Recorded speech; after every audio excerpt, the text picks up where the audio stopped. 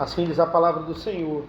Eu, porém, não tenho feito uso de nenhuma dessas coisas e não escrevo isso para que assim se faça comigo. Preferiria morrer e deixar que alguém me tire essa glória,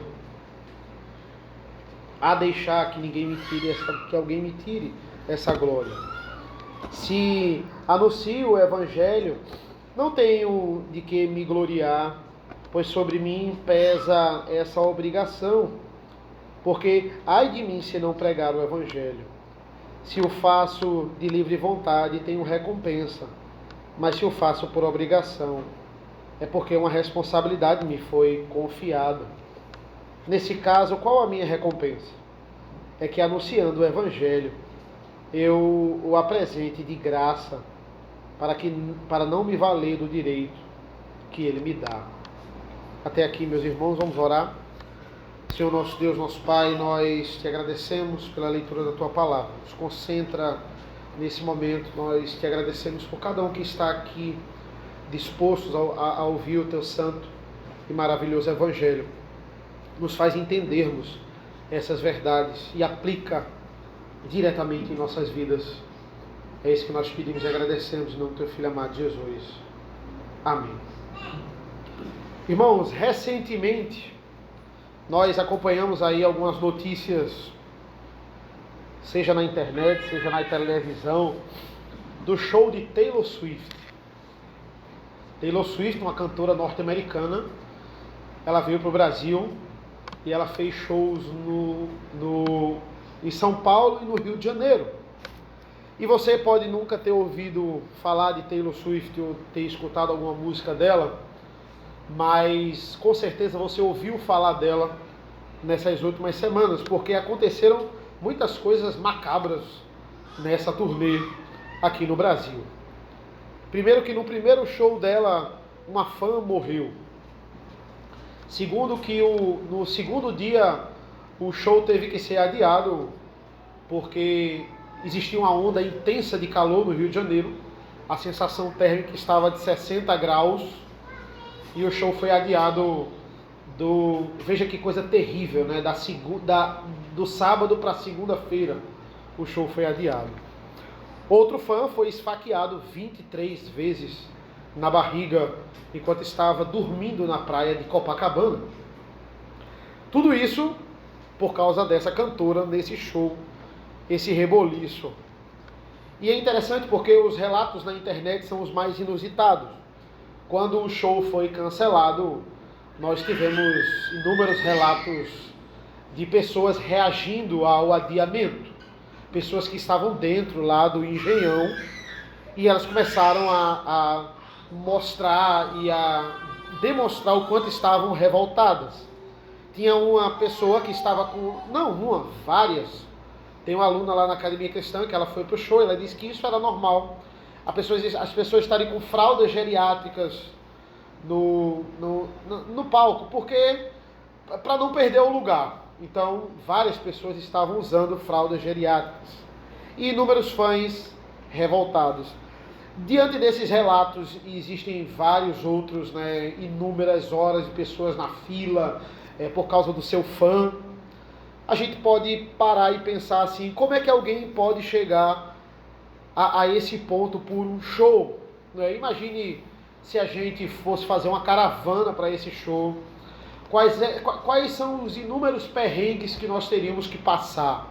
Pense aí, passagem, hospedagem, filas e mais filas, tanto a fila para entrar como a fila para comprar, porque a fila online também gerou uma grande repercussão.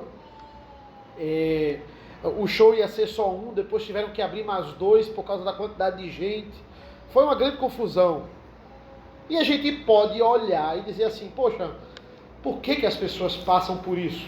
Por causa de uma cantora ou por causa de um show? Talvez eu nunca passaria por isso, por nenhum cantor ou por nenhum show. Eu jamais usaria uma fralda geriátrica no meio de um show para poder não sair do lugar. Eu fico pensando, quando eu vi alguns relatos, eu pensei assim, qual foi a maior loucura que eu já fiz por alguém que eu admirava ou por alguma coisa que eu queria fazer. E eu vi que a minha vida não era tão aventuresca assim. A coisa mais louca que eu fiz por alguém é assistir o filme de meia-noite, né? Ir para o cinema e assistir o filme de meia-noite. Muitas pessoas me perguntam por que gastar a sua madrugada assistindo um filme que no outro dia iria lançar e teria uma sessão ali de meio-dia, de 1 hora já. E eu não entendo como as pessoas não entendem, não é? Que é muito importante estar numa sessão de meia-noite para você não ouvir as revelações do filme, você ser o primeiro a saber. Isso é muito importante e isso é crucial. E essa é a lógica de um fã, né? Essa é a lógica de alguém que está disposto a passar vários perrengues, a gente chama de perrengue, mas são várias situações inusitadas por aquilo que ele ama.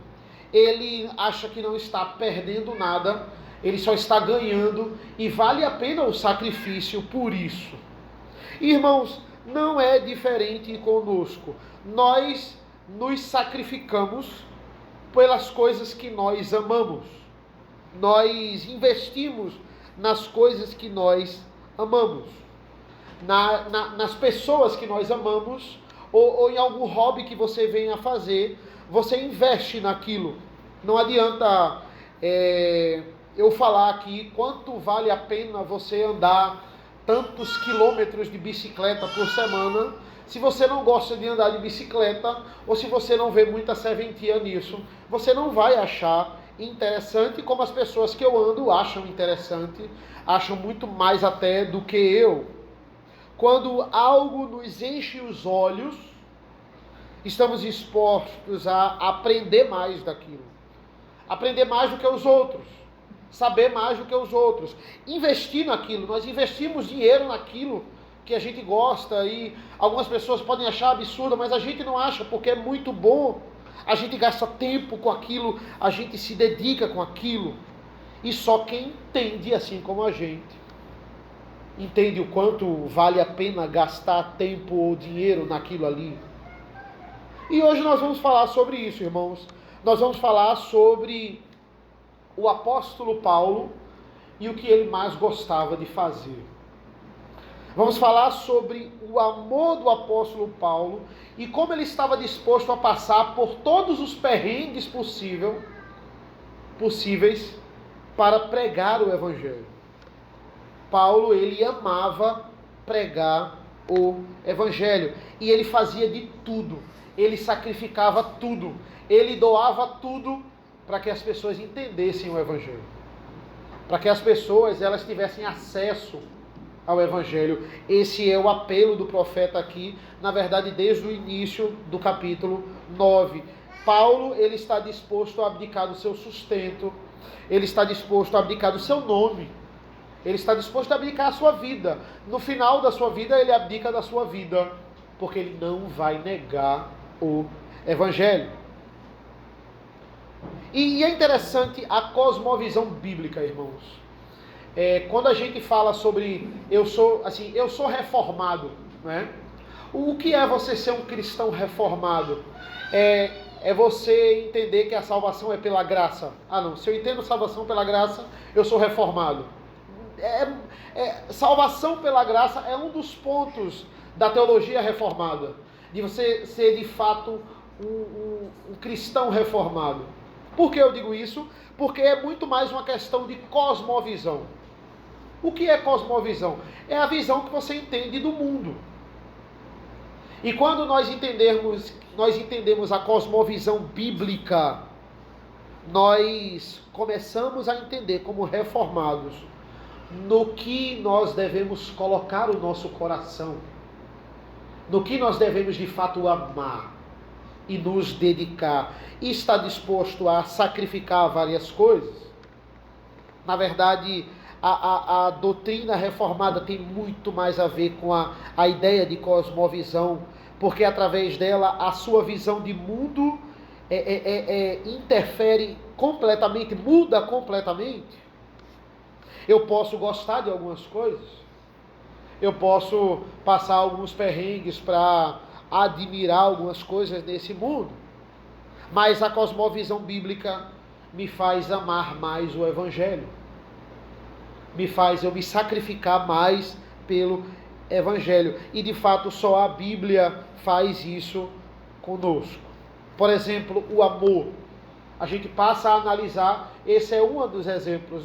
A gente passa a analisar o amor e a gente vê, poxa, como o amor na Bíblia é diferente do amor que o mundo prega. É diferente do que o mundo diz, do conceito sobre o que é amor, o conceito do trabalho, o conceito da provisão, o conceito do cuidado, do sustento. O mesmo Paulo, ele já havia levantado aqui que todo trabalhador era digno do seu salário, falando em trabalho. Ele vai dizer aqui no início do capítulo 9.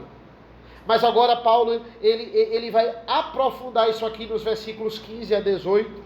Por isso que eu não me ative a terminar o capítulo, porque esses versículos são muito profundos. O que ele está dizendo aqui é: a glória do meu trabalho não está em fazer aquilo que é regular, é normal, é aquilo que eu tenho obrigação de fazer. É isso que Paulo quer que a gente pense hoje à noite. Essa não é a glória do meu trabalho. A glória do meu trabalho está em fazer o que deve ser feito para a glória de Deus. Esse é o foco do meu trabalho. Essa é a glória de Paulo. Ele está dizendo assim, olha, eu não trabalho por causa do sustento. Esse não é o foco principal. Ele está dizendo, olha, nós devemos receber o sustento. Ele vai defender no início do capítulo que é um direito. Mas ele disse, esse não é o meu maior foco no meu trabalho. Não é simplesmente receber o meu salário. Não é o fim. O meu objetivo no trabalho é revelar a glória de Deus naquilo que eu faço.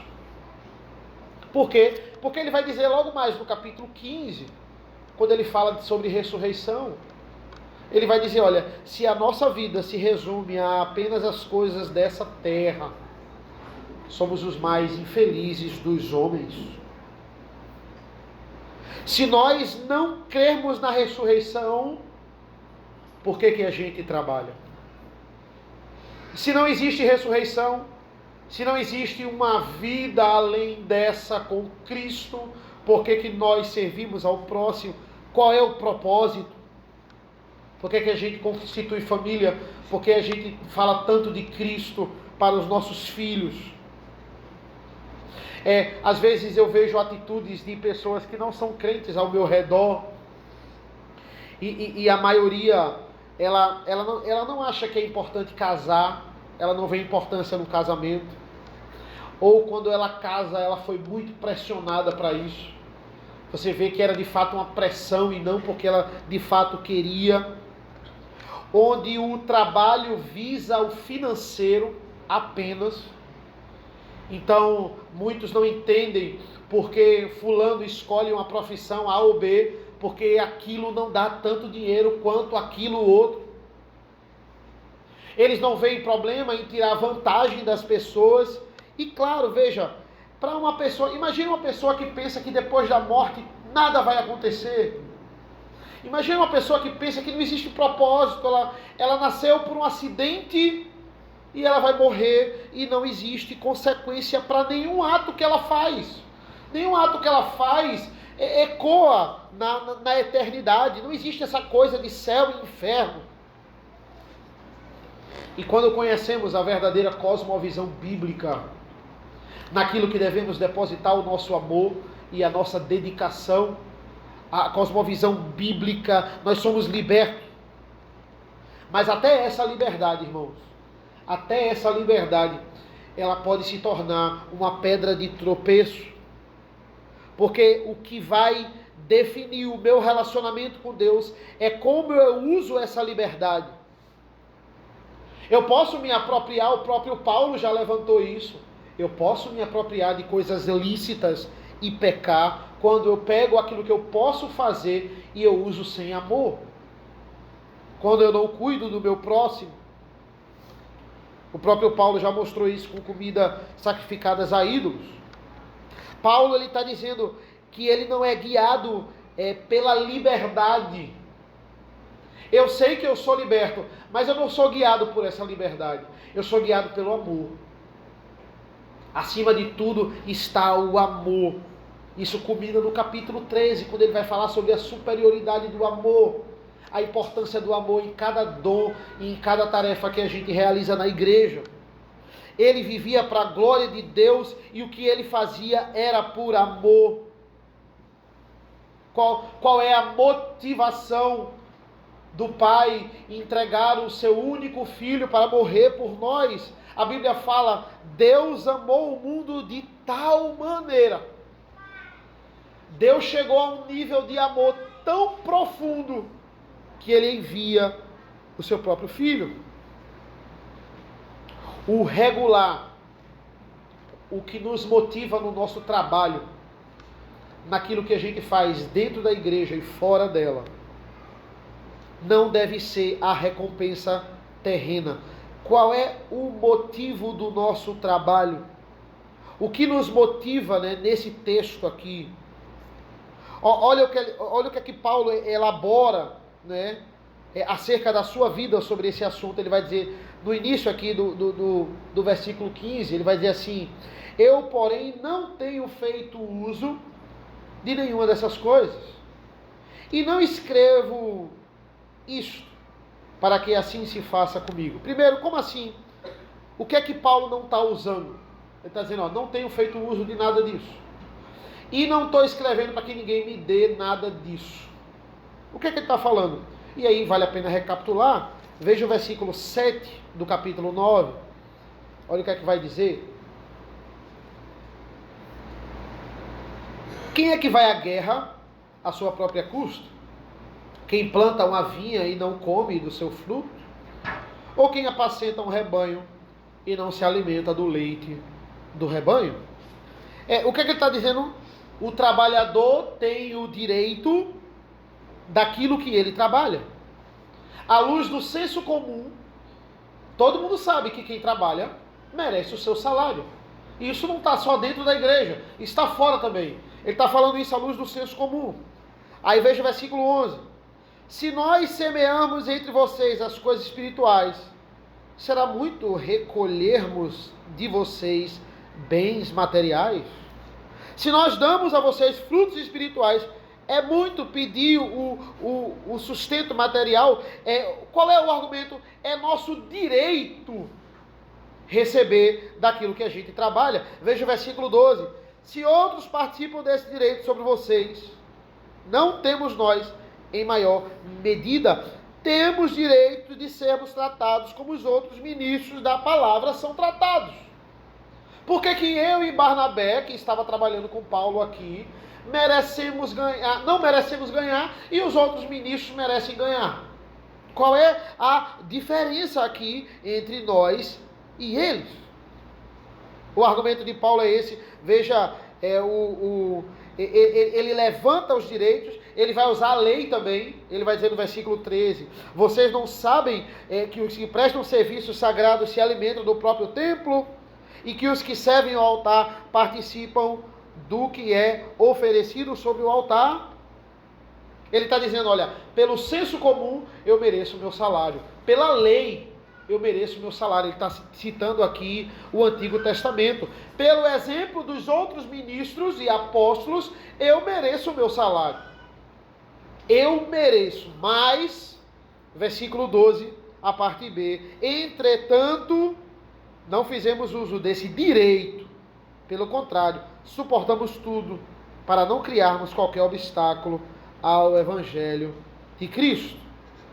Ele levanta os direitos que ele tem para dizer, eu abdico desse direito para não dificultar o acesso ao Evangelho que as pessoas devem ter na igreja de Corinto. Por isso que isso tem tudo a ver com carne sacrificada a ídolos. Por que vocês não devem comer carne sacrificada a ídolos? Para não dificultar o acesso ao Evangelho, porque eles estão pensando que vocês estão engolindo o poder dos deuses. Vocês devem deixar de fazer o que é lícito, eu vou deixar de receber o que eu tenho direito, para que as pessoas, para que fique claro e as pessoas tenham acesso ao Evangelho. Por isso que ele diz no 15, agora faz todo sentido. Eu, porém, não tenho feito uso de nenhum dessas coisas, e não escrevo para que assim se faça comigo. Eu não estou usando nada disso, e não estou escrevendo para vocês me sustentarem, para vocês ficarem com pena e dizer, poxa, Paulo se sacrifica mesmo, vamos ajudar ele agora. Eu não estou escrevendo para isso também não.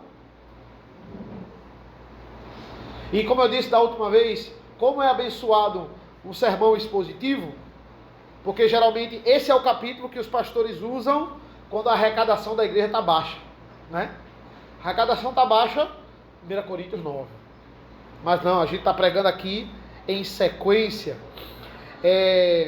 Eu me lembro, Paulo Brasil uma vez, ele falando que era pastor auxiliar de uma igreja, e nessa igreja, o pastor titular disse, olha, a arrecadação está baixa, vamos fazer uma sequência de 6 sermões falando sobre dízimo, né? 6 semanas só sobre dízimo.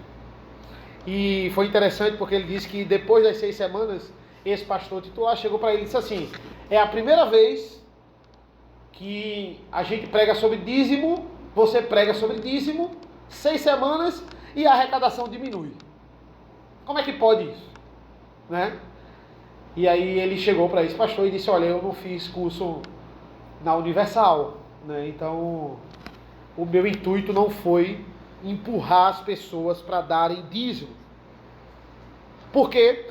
Porque o que é que se deve ser pregado sobre dízimo, irmãos?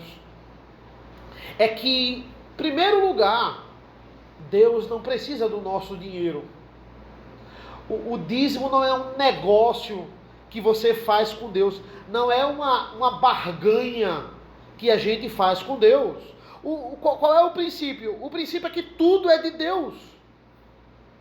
O princípio é que Ele nos dá todas as coisas. Não é um acordo que você faz, que nós fazemos. O que é que nós devemos? Com tudo que Deus nos dá, nós devemos ser gratos pelo que nós temos. Quem primeiro deu a Ele para depois receber? O que é que nós demos a Ele primeiro para depois a gente receber? Nada. Tudo é fruto da bondade e da misericórdia de Deus. Ou seja, contribuir para a igreja e para a casa do Senhor não é o desejo de melhorar a nossa arrecadação. Eu vou ajudar porque aí a minha arrecadação vai ser melhor. Não. A motivação do meu coração é a gratidão em saber que o pouco ou muito que Deus me dá vem das mãos do Senhor.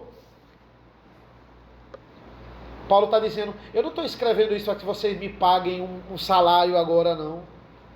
Esse é o teor aqui. Ainda no versículo 15, preferiria morrer a deixar que alguém me tire essa glória.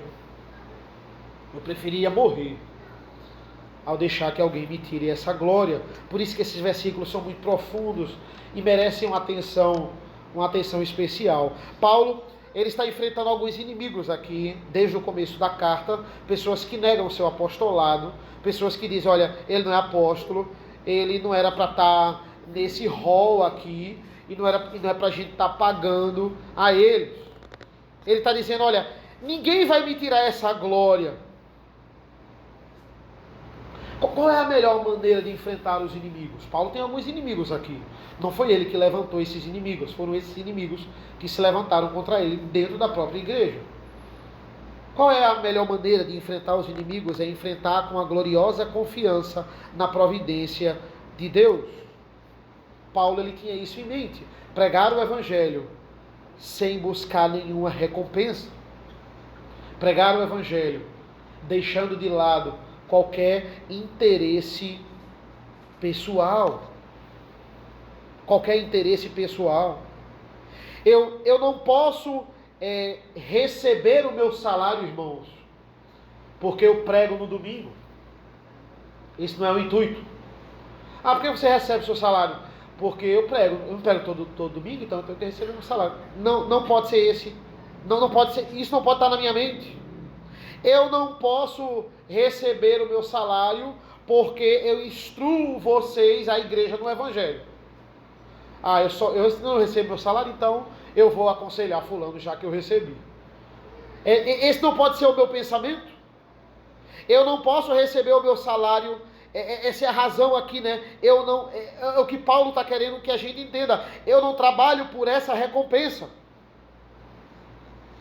Somente quando a gente enfrenta de fato dessa forma, com essa compreensão de qual é a minha vocação, de que não depende de quanto eu vou ganhar esse mês, quanto eu vou ganhar ou vou deixar de ganhar para fornecer à igreja o evangelho e tratar a igreja no evangelho. Não depende também da forma como eu sou tratado pela igreja. Se eu sou tratado de forma hostil, eu vou dar 10% do evangelho só para vocês. Não, porque cabe a mim uma responsabilidade. A glória não está em dizer, eu faço porque vocês me pagam. A glória é, eu não trabalho pela recompensa. Olha, pregar o evangelho para Paulo é a prova da sua integridade. É isso que ele está dizendo. A glória não está em pregar visando algum bem material. A glória dele estava em fazer isso, cumprir essa ordenança, porque lá do alto Deus tinha mandado ele fazer. Ou seja, Paulo estava com a motivação na coisa certa. E sobre mim existe um chamado, sobre mim existe uma vocação. Eu não posso fazer outra coisa senão pregar o evangelho. Veja o versículo 16. Se anuncio o evangelho, não tenho de que me gloriar, pois sobre mim pesa essa obrigação, porque ai de mim se não pregar o evangelho. Ai de mim. É interessante essa expressão ai, porque é uma expressão que a gente ouve muito quando a gente faz a leitura continuada das Escrituras. O ai de mim, é uma expressão veterotestamentária. É quando Deus está no ápice da sua ira. Ele vai dizer, ai do povo de Israel, ai dos inimigos de Israel. É uma extrema punição. Aqui é encarado, os comentaristas vão dizer, como um castigo desolador. É uma expressão de juízo e algo que não vai voltar atrás. Quando Deus diz ai, é algo único e é algo inequívoco. Na cultura judaica era usado muito em velórios. Ou seja, num cenário totalmente irreversível. Paulo está dizendo, ai de mim se não pregar o evangelho. Ele está dizendo literalmente, eu não tenho saída na minha vida se eu não pregar o evangelho. Existe uma obrigação sobre mim. Interessante porque quando eu ficava de férias lá da Memorial, eu passava a maioria dos domingos, Mariana, a gente nem tinha Isabel ainda, a gente ia para a Aliança. E o pastor Paulo ele pregou nesse texto quando eu estava lá, presencialmente, acho que em 2020, ainda era na escola ali, e ele pregou, foi exatamente nessa passagem. E como essa passagem, meus irmãos, foi uma injeção de ânimo para o meu ministério.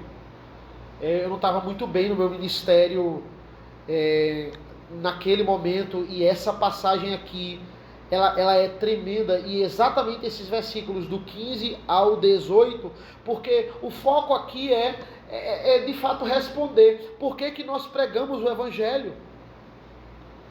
Porque somos vocacionados e ponto. Essa é a resposta.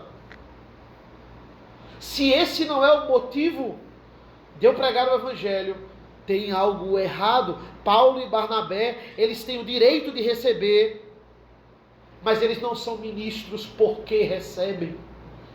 É isso que Paulo quer que a gente entenda aqui. Eles têm o direito, mas eles não fazem, eles não pregam porque recebem. Paulo, ele não era livre para não pregar. É isso que ele está dizendo. Sobre mim pesa a obrigação. Em todo o tempo ele tinha que fazer isso. Ele vai dizer isso a Timóteo, lá em 2 Timóteo, olha, prega a palavra, insta, quer seja oportuno ou não.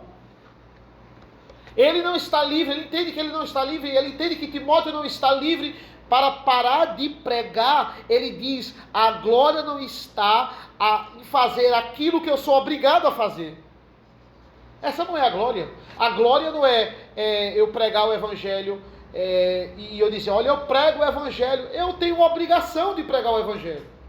A minha glória está em abrir mão do que eu tenho direito, eu tenho direito de receber, mas eu não quero.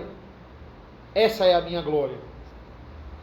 Porque não havia possibilidade de dizer assim, eu não vou pregar. Mas havia possibilidade de dizer, eu não vou receber. Existia essa possibilidade. Mas a possibilidade de negar pregar, não, de forma nenhuma. Ele não tinha que se gloriar sobre pregar. Pregar é obrigação, é isso que ele está dizendo no versículo 16. Paulo tinha a pregação em alto nível. Entenda, não era um sacrifício para Paulo pregar. Não era um peso para Paulo pregar. Pregação da palavra era uma das coisas mais preciosas para ele. Mas qual é o argumento? O argumento é visar, derrubar o argumento dos coríntios, dos inimigos. Que ele prega pelo salário. Ele acha que ele tem que receber o salário. Paulo está dizendo, eu não quero receber o salário. E eu vou continuar pregando o evangelho. Porque pregar o evangelho independe do quanto ou se eu estou recebendo ou não. É derrubar o argumento dos inimigos aqui. Ele prega com alegria. Ele não prega como um peso. A discussão não é essa aqui. Ele prega com muita alegria. Entenda, fazendo essa analogia de Paulo aqui, o trabalho de Paulo, a pregação, o trabalho de Paulo era pregar o evangelho com o nosso trabalho. Veja, por exemplo, eu sou um professor e eu dou aula de Bíblia e eu glorifico a Deus, vamos supor, com a minha aula que eu dou aos alunos. E Deus fica feliz com isso, e isso é muito honroso, mas não deixa de ser um serviço. Por quê? Porque eu recebo por essas aulas. Não deixa de ser um serviço. Eu estou fazendo para a glória de Deus, com todo o meu empenho, com toda a minha dedicação, mas eu recebo. Agora, entenda, o que é que vai ter mais glória? Eu dou aula de segunda a quinta, mas na sexta eu vou lá para o interior e eu dou aula para as crianças carentes e não cobro nada. Entenda? Eu trabalho para Deus de segunda a quinta e Ele recebe aquilo.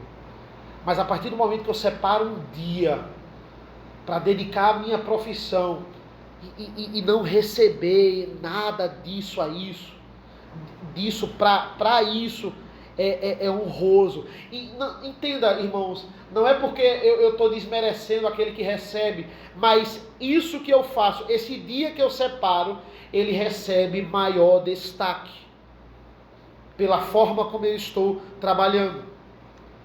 Um médico, por exemplo, existem médicos na nossa igreja, né? Eles podem ter os motivos mais gloriosos de atender as pessoas. E mesmo assim, eles receberem o seu salário. Entenda, não existe problema nisso. Ele precisa, é direito dele, como Paulo está dizendo. O fato deles receberem, o fato da gente trabalhar para a glória de Deus e receber, não tira a glória do que a gente faz. De forma nenhuma. A estima, o amor pelo serviço, a gente pode fazer recebendo ou não. Mas quando Mateus ele atende uma ligação minha e ele me passa um remédio, ou ele pega uma pessoa que não tem condição não tem um plano de saúde para ser atendido por ele, e vai lá e ele atende com o mesmo amor, gratuitamente, embora os motivos não sejam mais elevados de quando ele está lá trabalhando e recebendo. Ele faz isso com o mesmo empenho, com a mesma dedicação de um paciente que paga. Isso evidencia a pureza da natureza das suas ações. É isso que Paulo está dizendo. Fica evidente que ele não só usa medicina para o dinheiro. Ele usa medicina para a vocação. Ele usa medicina para a glória de Deus. A natureza das suas ações é evidenciada não para Deus, porque Deus já sabe a intenção do coração, mas é evidenciada para as pessoas. As pessoas vão olhar e vão concluir: ele faz isso porque ele realmente me quer ver bem. Ele não só faz isso para ganhar dinheiro, mas ele quer que eu fique melhor realmente. Ele está me passando esse remédio, ele está se dedicando esse tempo aqui a mim, porque ele quer me ver bem. Eu mostro às pessoas que o que me move não é o dinheiro. Há evidência de quando você faz um trabalho não visando dinheiro ou salário ou recompensa, recebe maior destaque. Não que quando você está trabalhando sem receber não tenha mais destaque. Deus não está considerando. E quer ver um exemplo vivo aqui na igreja? Eu vou dar um exemplo prático agora aqui. E é bom que ele não está aqui. Talvez ele não aprovasse. Por isso que eu vou falar sem ele estar. Faz mais de um ano que o pastor Rodrigo não recebe salário da igreja. Vocês sabiam disso? Mais de um ano. Quase 2 anos que o pastor Rodrigo, ele escolhe não receber. Ele cumpre a escala comigo. Ele pastoreia a igreja. Ele é o nosso pastor representante da congregação. Ele não é o titular, porque o Paulo Brasil ainda é o titular. Mas ele é o nosso representante, ele é o nosso líder. E o que é que ele recebe? Ele recebe o que sobra do caixa da igreja. O salário fixo e completo é o meu. A gente tira as despesas, o que sobra, tem mês que sobra muito, tem mês que sobra pouco, mas é sempre menos que eu. Sempre, todos os meses. Nós dois nos dedicamos ao ministério, para a glória de Deus. Nós estamos trabalhando com o mesmo empenho, mas nesse caso, quem tem mais glória? É um exemplo prático. Porque tendo todo o direito de ganhar até mais do que eu, para que eu tenha um conforto financeiro nesse sentido, ele abdica daquilo que eu tenho direito, se dedicando tanto quanto eu, em algumas situações até mais do que eu. Existe glória quando cumprimos a nossa obrigação e somos recompensados, mas existe mais glória quando cumprimos a nossa obrigação sem sermos recompensados. E a gente não dá para fazer isso em tudo na vida. Eu vou trabalhar e não vou receber nada nunca. Mas existem algumas coisas que a gente pode fazer. E entenda, irmãos, de forma nenhuma. Isso não é um incentivo para... eu estou dizendo aqui que você, na verdade, deveria trabalhar sem receber. Não é um incentivo para você trabalhar sem receber. Nós não estamos aqui caminhando para no final dizer assim, doe o seu salário para a igreja, né? A gente não está caminhando para isso, né? Doe tudo que Deus vai lhe recompensar. Trabalhe sem pensar. Não, o ensinamento é, trabalhe para obter o seu salário, mas não trabalhe somente para obter o seu salário. É isso que Paulo está dizendo aqui. Encare aquilo que Deus lhe dá como vocação e não como uma obrigação que você tem que ganhar dinheiro no final do mês. Irmãos, quando você age assim, como Paulo, até os seus inimigos passam a confiar em você. A glória é tão grande, a evidência é tão grande nesse mundo que só visa o interesse, que quando você faz isso, até os nossos inimigos passam a confiar em nós. E era o que Paulo estava tentando fazer aqui. Paulo estava tentando ganhar os inimigos. Paulo estava tentando derrubar o argumento de ele só faz porque ele recebe. Por que ele está fazendo isso? Ele quer ganhar os inimigos. Ele não ganha confiança por pregar. Ele não ganha confiança por fazer a sua obrigação. Ele ganha confiança por pregar e não querer receber aquilo que ele tem direito, o seu sustento. É por isso que ele vai dizer, essa é a minha glória. Esse é o destaque, para que vocês entendam que eu não faço pelo que eu tenho direito. Versículos 17 e 18. Se o faço de livre vontade, tenho recompensa. Mas se faço por obrigação, é porque uma responsabilidade me foi confiada. Nesse caso, qual é a minha recompensa? É que, anunciando o Evangelho, eu apresente de graça, para não me valer do direito que ele me dá. Aquilo que foi ordenado não é alvo da recompensa, mas pregar o Evangelho sem cobrar. Por isso é o motivo da minha glória. E por último, assim, o que ele está querendo dizer com recompensa, né? É estranho Paulo dizer, olha, essa é a minha glória. Paulo está querendo glória para si, né? Ele está falando aqui de alguma recompensa por pregar sem cobrar. O que ele está dizendo com isso? Como assim? Se faço de livre vontade, tenho recompensa. A resposta é o versículo 18. Nesse caso, qual a minha recompensa? Ele está dizendo, eu tenho glória, eu tenho recompensa. Eu tenho glória. Se eu fizer isso, eu tenho recompensa. Paulo está falando muito de recompensa. Que recompensa é esse? Ele vai dizer qual é a recompensa. É que, anunciando o Evangelho, eu apresente de graça, para não me valer do direito que ele me dá. Ou seja, a minha recompensa é me sacrificar pelos outros. Ele está dizendo, a minha recompensa será servir vocês gratuitamente.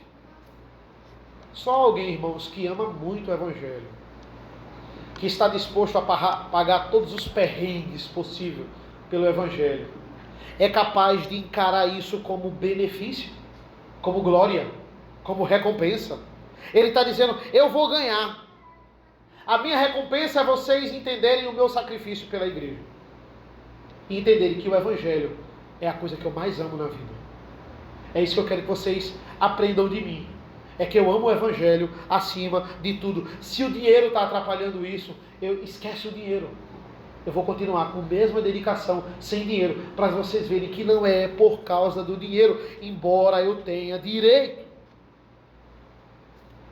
Sem usar o meu direito. É interessante, irmãos, porque Jesus ele ensina isso justamente quando ele vai em um dos seus ensinamentos em Lucas 17, ele vai dizer assim, se o servo faz apenas aquilo que lhe é ordenado, ele é inútil, porque só fez o que lhe foi mandado. Paulo ele tem de fato esse entendimento de Lucas 17. Ele pensava, se eu faço apenas o que eu sou obrigado a fazer, eu sou um servo inútil, eu estou arranjando meios aqui de me sacrificar pelo meu irmão. As pessoas estão se escandalizando porque eu prego e recebo, então eu não quero receber. Eu prego sem receber pelo meu irmão, para que eu seja um sacrifício para os meus irmãos. Irmãos, quem vê sacrifício como recompensa? Quem vê doação como recompensa? Ele renuncia desse direito. Ele era livre em não receber o salário. De onde Paulo extrai tanto ensinamento, irmãos? Paulo extrai ensinamento do Evangelho. Você sabe o que Cristo ganhou para vir como profeta, sacerdote e rei? Ele ganhou a cruz do Calvário. Ele ganhou cuspe no rosto. Ele ganhou a condenação de pecadores. O mesmo Paulo vai escrever lá em Romanos 12:1. Portanto, irmãos, pelas misericórdias de Deus, peço que ofereçam o seu corpo como sacrifício vivo, santo e agradável a Deus. Este é o culto racional de vocês. O nosso corpo, a nossa vida ela deve ser dedicada como sacrifício vivo, santo e agradável a Deus. O sacrifício de Cristo é o maior exemplo que nos tirou da condenação. Qual foi a recompensa? Por meio do sacrifício, Ele nos ensina a servir a Ele pelos motivos corretos, pelos motivos profundos. Pelo que nós trabalhamos, irmãos. Como nos sacrificamos em nossa família. O que você deixa para a sua família. O que você deixa para a sua igreja. O que você tem perdido para receber a recompensa de poder se sacrificar pelo outro. Que direito você tem perdido? Em última instância, somos chamados a morrer para que Cristo seja exaltado no nosso meio. Esse é o exemplo do apóstolo também. Irmãos, não tem como correr disso. Isso fala um pouco do trabalho pastoral. Paulo, ele está falando sobre a obrigação de pregar o Evangelho. Qual é a razão que nós temos de nos dedicarmos ao ministério? Essa é uma pergunta que eu e todos os pastores fiéis, reformados, eles devem fazer todos os dias. Por que nós pregamos o Evangelho? Por que nós nos dedicamos tanto a pregar a palavra de Deus? Nós nos dedicamos realmente? Nós estamos nos sacrificando realmente pela palavra de Deus? Nós sentimos a obrigação de pregar a palavra de Deus? Tem pastor aí que tem fama de não largar o púlpito, né? Pastor que não abre o púlpito para ninguém, né? Depende da prática de cada igreja, mas entenda, irmãos,